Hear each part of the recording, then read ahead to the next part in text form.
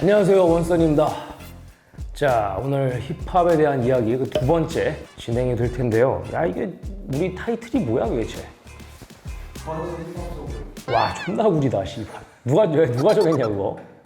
아니, 저번 시간에 그 힙합, 그 힙과 합이라는 두 단어가 컴바인해서 힙합이 처음 생겨났고 힙합이란 말의 어원은 뭐 이러이러해서 생겼다라는 거는 저번에 말씀을 드렸으니까 힙합이란 음악 장르를 대표할 수 있는 거는 뭐예요? 랩이죠, 랩. 예. 그러니까 말하자면 이렇죠. 지금 똑같은 비트에 멜로디컬하게 노래를 하면 R&B고 랩을 하면 힙합이다. 뭐 이렇게까지 얘기를 할 정도로 정리할 수 있겠는데 오늘은 이 랩에 대한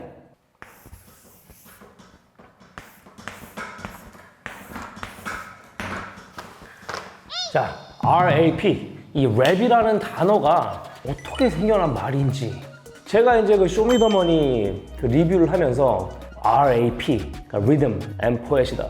뭐 이렇게도 지칭되는 말로도 쓰인다라고도 말씀을 드렸는데 노래를 표현하는 방법으로서의 랩을 얘기할 때 특별한 어떤 신조어가 아니라 쓰기 시작한 지 꽤 된 말이란 말이에요. 맨 처음 이 랩이라는 단어가 오피셜하게 등장한 시기가 16세기예요.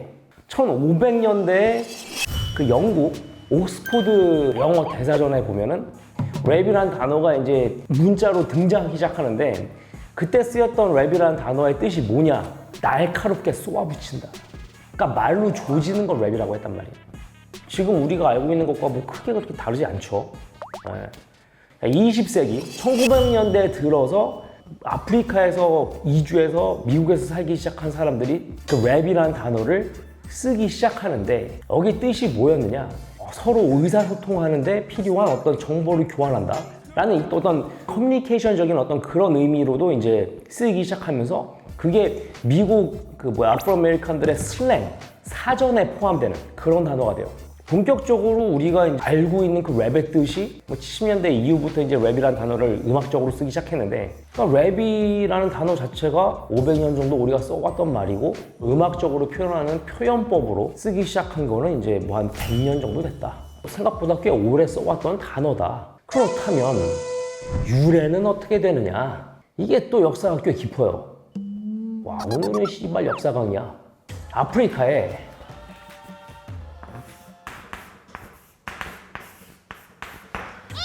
자, 그리오. 이 그리오라는 단어는 프랑스어다. 프랑스어로는 그리오. 그러니까 그리오라고 그래요. 그리오.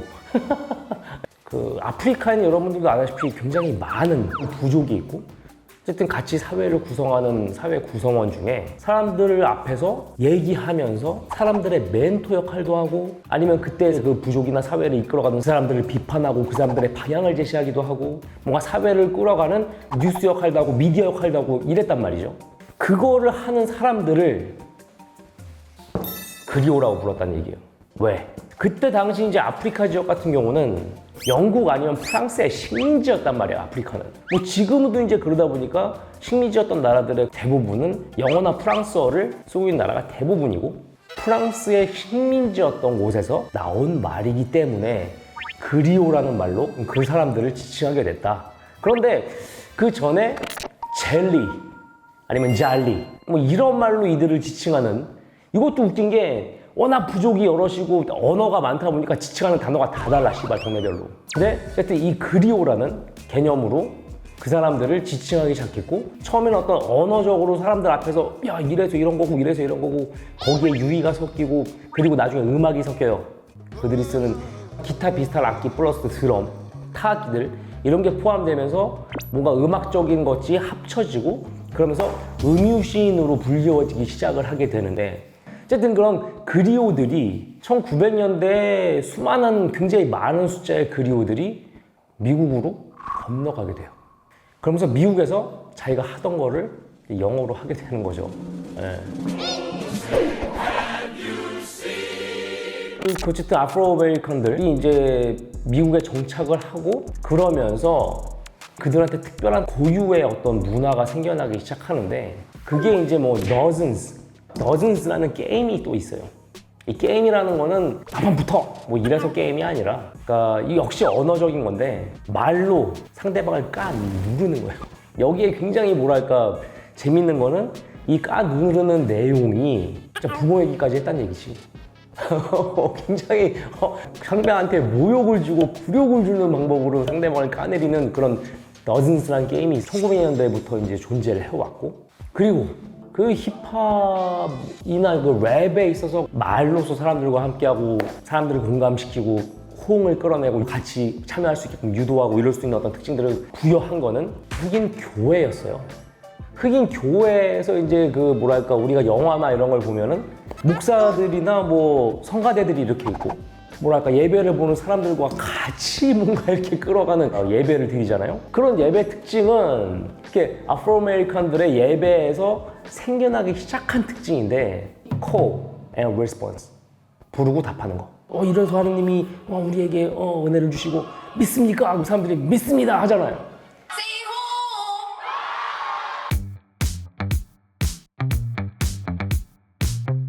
전에 이제 저번 시간에 말씀드렸던 게 힙합이 랩 음악으로서의 어떤 특징을 맨 처음 갖게 된 계기는 디제잉이었어요. 디제잉의 MC들. 되게 보면은 이 MC들이 혹은 DJ들이 클럽에서 마이크를 잡고 했던 제일 많은 얘기가 뭔 줄 알아요? 자, 이번 곡은 뭐뭐였어요. 다음 곡은 뭐뭐입니다 하고 다다다. 다음 곡 소개하는 거. 그리고 두 번째로 많이 했던 얘기가 뭔 줄 알아요? 야, 마이클 엄마가 찾습니다. 엄마가 입구에 찾아오셨어. 이 얘기를 제일 많이 했다는 거예요. 그 얘기를 하기 위해서 마이크를 제일 많이 썼다고 해요. 흥을 돋거나 뭐 정보 전달용으로 썼기 때문에 지금 우리가 알고 있는 그런 노래 한 곡을 위해서 뭐 16마디 verse 2개 이상을 쓰고 이런 시대가 아니었기 때문에 지금 힙합 음악이 갖고 있는 특징으로 나온 음악들은 아직 없었어요.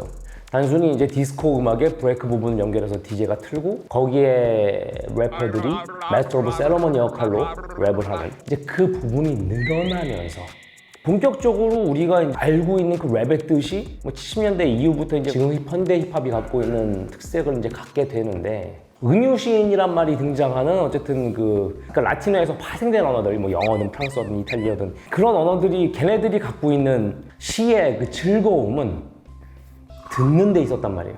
그 듣는 데 있어서 얘네들이 그 즐거움을 더하는 게 바로 이 라임이에요. 그 라틴어 브랜치들의 규칙인데, 그렇다면 이 라이밍이라는 건 도대체 어떤 정도의 중요성을 갖고 있는 거냐, 그걸 제가 지금부터 이제 말씀을 드리려고 해요. 왜 힙합에서 라임이 중요한데? 그리고 뉴욕의 브롱크스 거리의 그 게토 지역에서 밖으로 나갈 생각 안 하고 지네끼리 지지고 먹고 싸웠단 말이에요.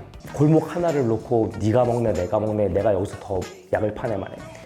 그거를 이제 실제로 폭력이나 건파이트 등으로 이제 번지기 시작하는 어떤 그 와중에, 자, 청소년들 오늘부터 물리적으로 싸우지 말고 음악으로 싸워, 힙합 컬처로 싸워 하면서 이제 거기에 뭔가 힙합을 대입시킨 인물이 있어요.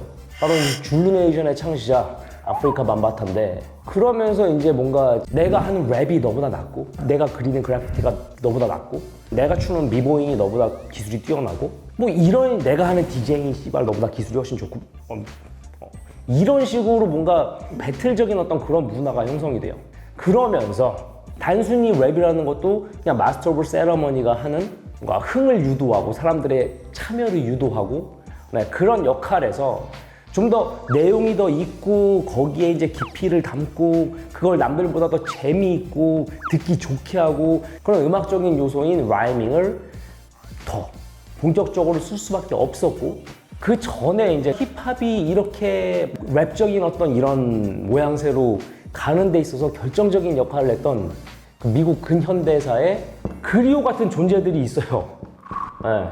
자, 스포큰 월드 아티스트라는 어쨌든 이런 라이밍으로 아니면은 뭐 재치 있는 말로 자기를 표현하는 그런 스포큰 월드 아티스트 중에 우리도 그냥 들으면 알아. 제일 유명하고 뭔가 랩과 힙합 문화를 이제 뭔가 이렇게 정착시키는데 그런 엄청난 역할을 하는 사람이 있는데, 힙합과는 음악과는 전혀 상관이 없는 사람이에요. 누구게? 권투 선수야. 타이슨은 젊지 그래도. 타이슨 전 세대야. 알리야. 무하마드 알리야. 무하마드 알리가 했던 말 알지? 아는 거 있지? 나비처럼 날아다. 그렇지, 나비처럼 나서 벌처럼 쏜다. 그 존나 멋있는, 그 존나 멋있게 그 라이밍이 쫙 돼 있는 기가 막힌 말이야. I'm gonna fly like a butterfly, sting like a bee. George can hit what eyes can see. 그냥 랩이 되잖아. 이 나비처럼 나서 벌처럼 쏜다. 이 말이 지금까지도 여러분들이 알 수 있는 거는 음악적으로, 언어적으로 굉장히 파급력이 있었다는 얘기야. 그러니까 지금까지 제가 한 말을 들으면 뭐야? 라임은 뭐다? 들리는 거다. 그렇기 때문에 이 라이밍이라는 거를 다른 모든 나라의 언어권에서 리스펙하는 마음으로 어느 나라의 랩을 들어도 이 새끼가 랩을 잘하는지 제대로 하는지 못하는지는 눈으로 보는 게 아니라 그냥 들으면 알 수 있다. 예. 이거를 생각하니까 그 2차 대전을 배경으로 한 밴드 오브 브라더스라는 드라마 있어. 봤어? 네. 존나 재밌지. 거기 에피소드 3편인가 보면은 전쟁 중이야. 참호를 파놓고 이제 불을 뻗어서. 근데 같은 편이 이제 뒤에서 교대를 하려고 이렇게 왔는데 아군이 온 건데 적인 줄 알고 칼로 찔러버려. 나중에 얘네들이 이제 그거를 얘기하면서 한 사람이 그거에 대한 시를 읊어. 총검의 밤이라는 주제로 시를 읊는데 Night in the bayonet. The night was filled with dark and cold. When Sergeant Talbot, the stories told. 거기에 보면은 그 나오는 그 낱말들과 이 라이밍들이 얘네들이 이런 거에 왜 동화돼서 환호하는구나를 알 수 있는 대목이야. 자, 그거를 표현했던 그때가 언제야? 1940년대예요. 하여간에 그거를 표현한 뭐 나중에 만든 드라마긴 하지만 이 라이밍을 맨 처음에 이제 힙합 음악을 하는 그 랩의 기본 원칙으로 삼는 거를 이제 뭔가 스탠다드화 시킨 그 DJ 할리우드라는 DJ가 있는데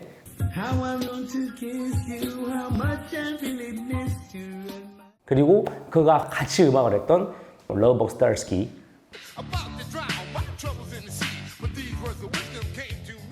러브 버스타스키가 힙합과 이 그 랩에 있어서의 라이밍을 스탠다드화 시켜요.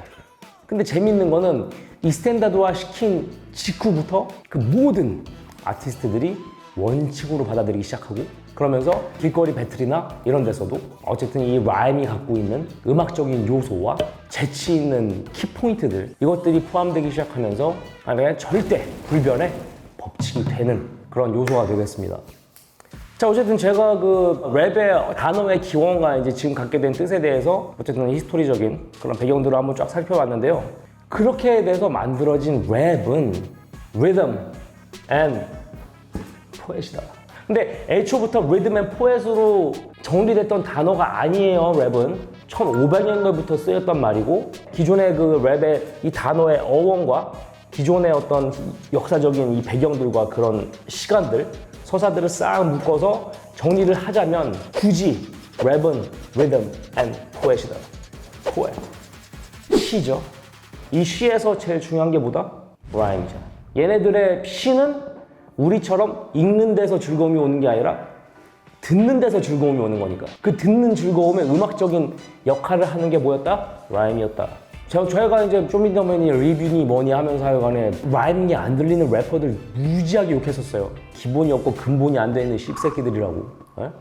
그 배경에는 이런 히스토리컬한 내용과 지식이 있습니다. 하여간에 오늘 제 얘기를 들으셨으면 얘가 왜 그렇게 원선이 야 라임 하는 라임에 치중해야지 씹새끼야 그러면 안 해? 이렇게까지 얘기를 하는지 여러분들이 아시게 되는 그런 회차가 되겠습니다. 오늘은 이제 노래 한 곡을 들려드릴 건데 랩이 들어가 있는 노래인데 빌보드 역사상 최초로 핫 100에서 탑을 석권한 그런 최초의 힙합 요소가 들어있는 곡이에요. 들어보겠습니다.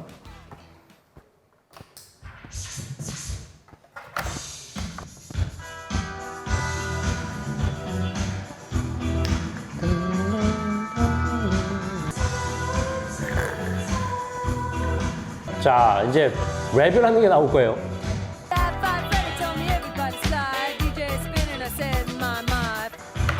자, 이러면 이걸 들으면 이걸 들어야지. 같은 멜로디죠? 이 노래는 KRS-One의 Step Into a World 1997년에 발표된 노래입니다. Yes, yes, sure. You don't stop. KRS-One, rock on. 자, 하여튼 뭐 유익하셨는지 모르겠습니다. 네. 저는 다음 시간에 다시 찾아뵙도록 하겠습니다. 왕돈이었습니다. 감사합니다.